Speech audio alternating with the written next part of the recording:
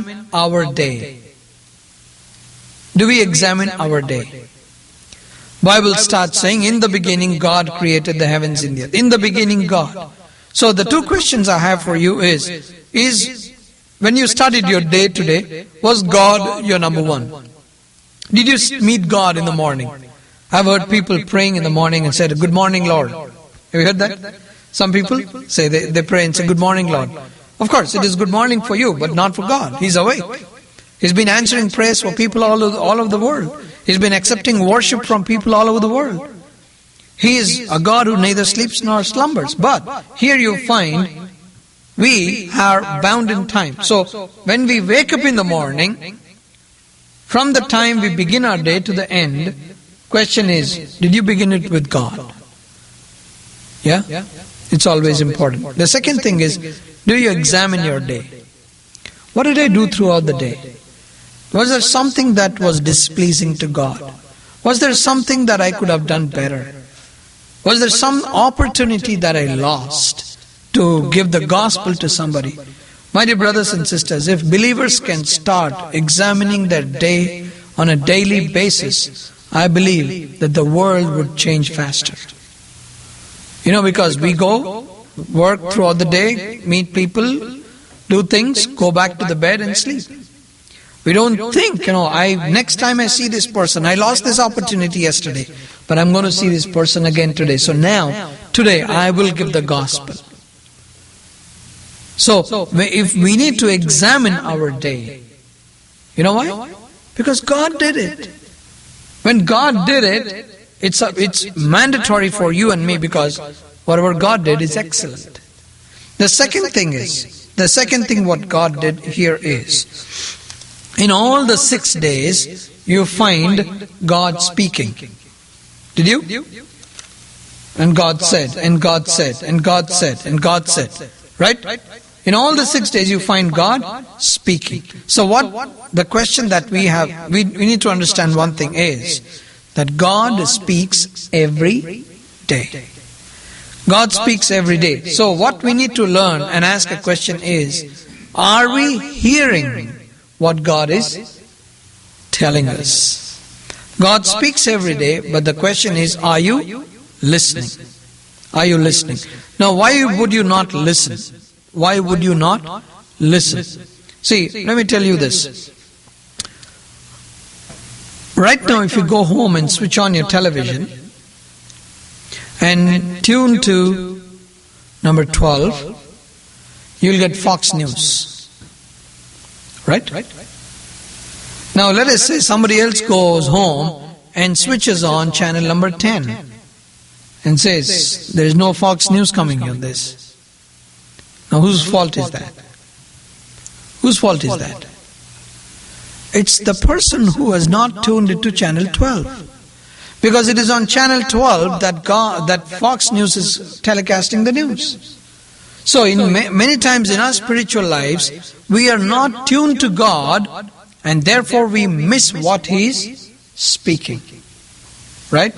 Now I'll tell you one thing, right now in this air, there's a lot of voices. Do you believe me? Do you believe me? There are a lot of sounds in this air. Yes or no? How can you say that? Take your cell phone and start talking. Where do you think the voice is going? You can hear the voice here, but it is going through the air. It's going through the air and it's going through the satellite and reaching somebody else on some other part of the world. Right now there are voices here. If I have transponders, if I have the right equipment, I can catch these and then hear what the people are saying. Yes or no?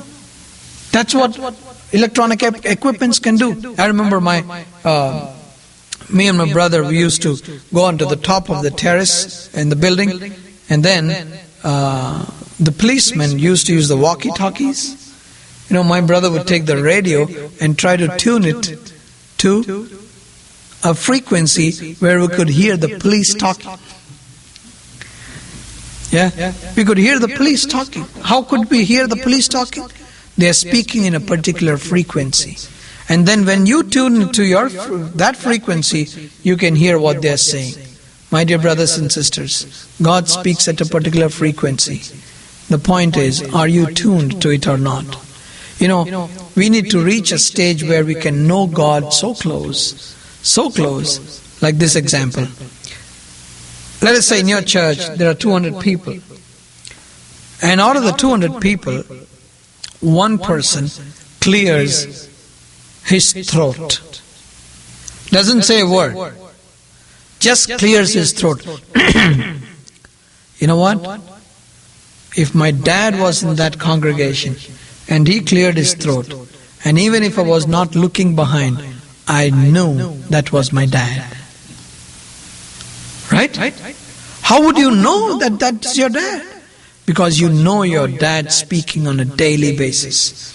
You speak to him in the house. You know how he laughs. You know how he talks. You know how he speaks loud or low. You know his different emotions. So in a big crowd, even if he doesn't speak, and your dad clears his throat, you know that's your dad. My prayer is that we believers reach that point to understand that, that's my dad speaking. Please remember, Satan also speaks. Yes or no? So, when there are so many voices, you need to tune into the right frequency. So the question that I have for you now is, when was the last time that you heard your God speaking to you? When was the last time that you heard God speaking to you? Many times I get the answers and say, in the prayer meetings we heard the message. No.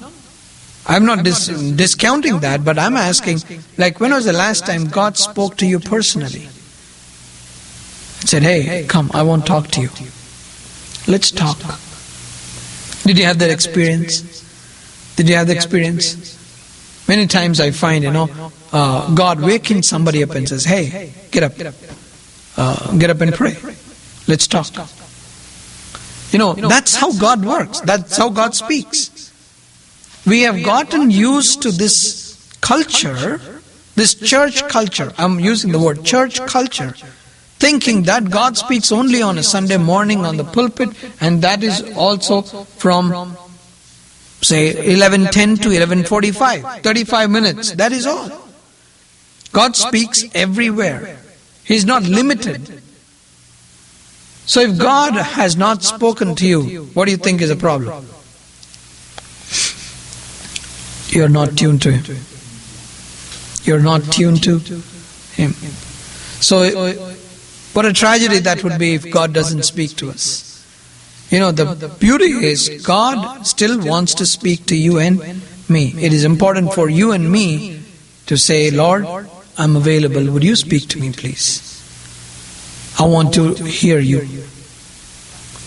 That earnestness, that attitude is kind of missing these days. Okay? Let's continue. So this is the third thing that we find in the story of creation. The fourth thing in the story of creation is you need to watch the sequence. Alright? The first thing that we remembered is what? God created the heavens and the earth. He is the beginning and the end. Number two, the second concept we learned is God examined every day of His work. Number three, God spoke every day. Number four is, we said God is a planner, right? What is the sequence in which He made the creation? Okay, let me put it this straightforward to you. How many of you have an aquarium, or how many of you have seen an aquarium where somebody bought the fish and put the fish today and poured the water day after? What do you think would happen to the fish? It'll die. What should you have first? You should have water first and then the fish. If you study the creation, you'll be really thrilled at the planning of God. Okay, let me back up the story. When He created the animals on the 6th day, right? Animals and man on the 6th day. Man has to start eating, right? So, do you think He made some food available for man? Yes. What was that? Plants and animals. Okay, when these plants have to survive, if the plants have to survive, do they need sunlight? Yes. So God started with the light, then came to the plants and the vegetation, and then came to the sea creatures, and then came to man.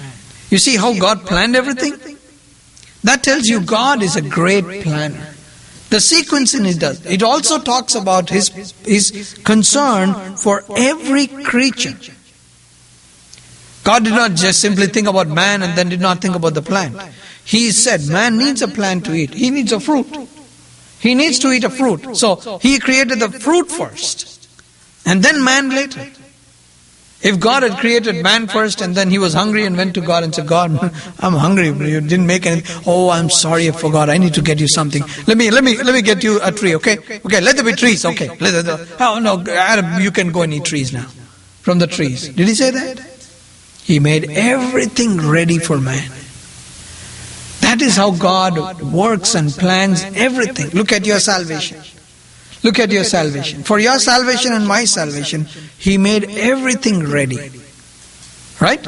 He made a provision already. He did not start. My dad always used to say, never dig a well when you are thirsty. Never dig a well when you are thirsty. You know why? You can never finish digging the well, because you might have a good plan in your mind that when you dig the well, there will be a lot of water. But that's not the time. You should have started digging it long back. Our God is a God who works in a perfect discipline. Okay, so these are the four lessons we learned from the story of creation. Okay, you remember in verse 2, we put my name there and said Chandra was formless, was without form, empty, and darkness was over the surface. You know what God did? He used the same broken, destroyed raw material and reworked on it, and then now when He has completed the task, you know how it looks like? Verse 31, God saw all that He had made and it was very good. So what all God did, it turned out to be what? Very good. Is it not your position and my position in Lord Jesus Christ? In Jude 24 and 25, this is what the half-brother of Jesus writes.